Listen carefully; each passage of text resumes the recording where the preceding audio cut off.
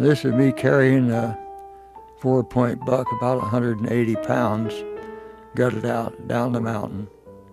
I weigh 145 pounds at that time. But I told my partner up there, hunting partner, I said, I want you to get this coming in this time because this is going to be the last deer I'm going to pack out. And I just figured I'm getting too old. I was about 55 years old at this time.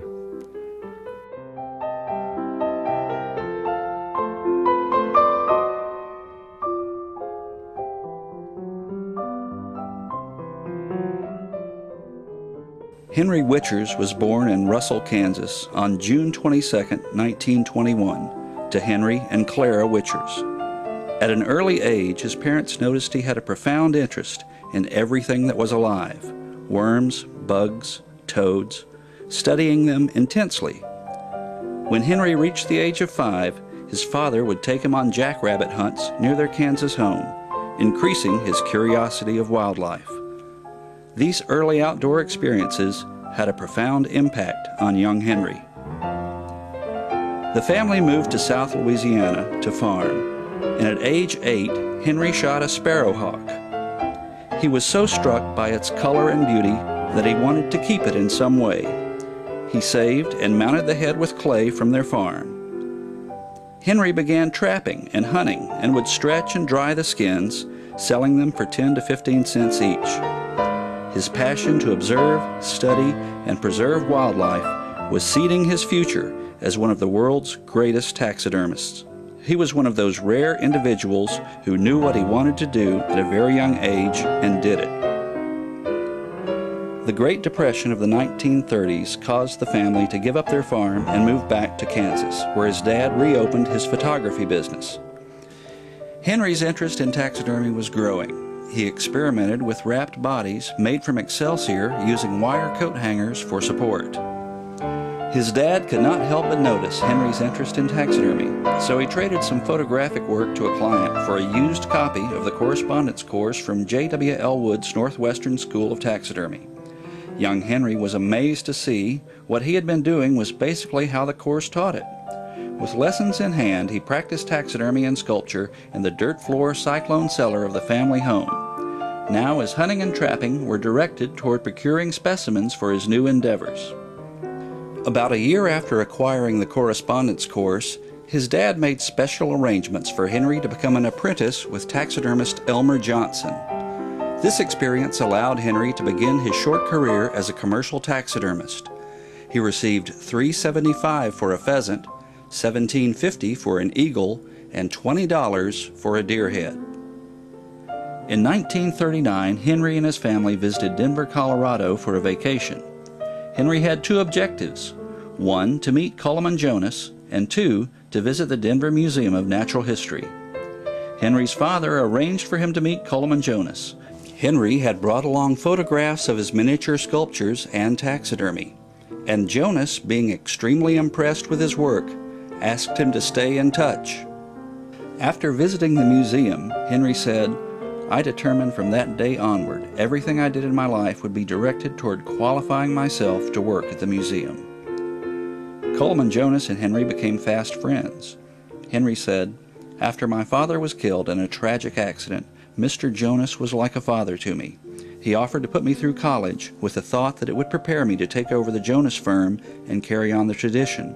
Henry decided with much sadness that this was not the direction that he wanted to take." In a 1988 article in Breakthrough, Henry wrote, "I had set my goal of working for the Denver Museum. Being a wealthy businessman did not fit into my plans. I only wanted to preserve the beauty of living creatures to appear as lifelike as possible. Money meant nothing to me. The love of nature and its creatures was paramount, and I realized in commercial work one had to show a profit to survive.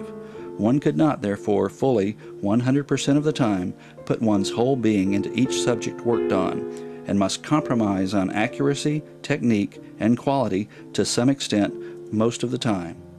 Also, in a large museum devoted to natural ecology settings and accuracy, one could achieve one's full potential, since ideally, time is of no consequence, only realism." Henry was hired at the Denver Museum of Natural History in 1947 for $300 a month. His first title was Chief Taxidermist. When asked if he ever became discouraged at the low pay offered by museums, Henry replied, "Heck no. I thought if I could be a taxidermist, it would be like playing the rest of my life. I never had any doubts that I wanted to be anything else." After a few years, his title became Curator of Mammals and Chief Taxidermist. When he retired in 1981, after 33 years with the museum, he was the Curator of Wildlife Reconstruction and Sculpture. One of the young student employees under Henry was Dennis McIlvaine. Dennis said, "I remember Henry saying if you truly love what you do in life, then going to work would be like play. Henry has truly lived his dream, and I was fortunate to cross paths and work under him." At the time, Tom Shankster and I were rookies, learning what we could under Henry's guidance. Henry used to tell us that you must study the wildlife which you're trying to artistically portray, and let it be your teacher. Henry was the best I have seen in framing that one moment in time, depicting the best attitude, then luring a viewer into the artwork and the animal's world. Henry went on a variety of expeditions, including trips to Australia, New Zealand, the Galapagos Islands, the Campbell Islands, South America, Africa, and 8 expeditions to Alaska. Henry was an accomplished cinematographer in his own right, capturing thousands of hours of footage of wildlife for his studies and for the lecture series produced by the Denver Museum. Before his tenure at the museum, Henry's uncle, A.D. Wichers, who was a master photographer, invited Henry to come along to Topeka, Kansas and take a course in professional photography. He did, and that experience, along with his exposure to the photographic profession through his father, opened the window to collecting reference that he knew he would need to master lifelike taxidermy. It was on his field trip to Alaska in 1957 that he received his name Enchimuk. Henry had been trying to learn as much as possible on the Alaska expedition and accompanied many of the Eskimo hunters. He soon became respected for his physical endurance and abilities as a hunter. On one expedition, Henry was stranded with the other hunters for well over 20 hours on an ice floe.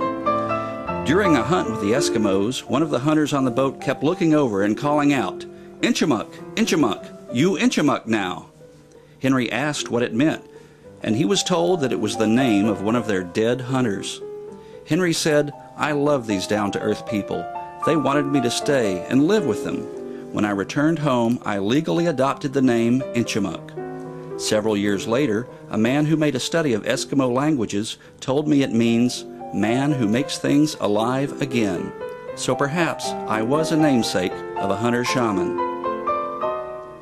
Henry made numerous films with Dr. Alfred Bailey, including The Life History of the Swift Fox and an underwater film on the Galapagos Islands. Henry emphasized, "If I had my life to live over again, I would be sure to do everything just exactly the same as I have done. Even if I had been a millionaire, I doubt that I would have had the chance to do all that I have done, like traveling to 7 continents." Henry believes that he couldn't have come to a better place than the Denver Museum of Natural History. Henry not only set his goals and fulfilled them, he established a legacy that millions have witnessed and learned from. While at the museum, Henry Wichers Inchumuk produced 41 exhibits, sculpted 105 life-size mammals for mannequins, and assisted in producing wildlife film documentaries. Many of the exhibits featured his sculptures of extinct species. The life story of Henry Wichers Inchumuk is a fascinating one, full of determination and dedication. Henry has been recognized as the greatest living taxidermist of his time. Because of this, and the inspiration, philosophy, and unselfish knowledge that he has given to all taxidermists for so many years, Henry has been chosen to receive the first World Taxidermy Championships Lifetime Achievement Award.